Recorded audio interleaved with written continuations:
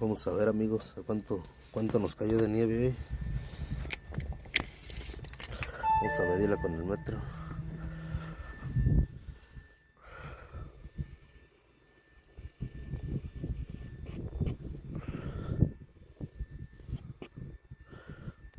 Nueve pulgadas y media.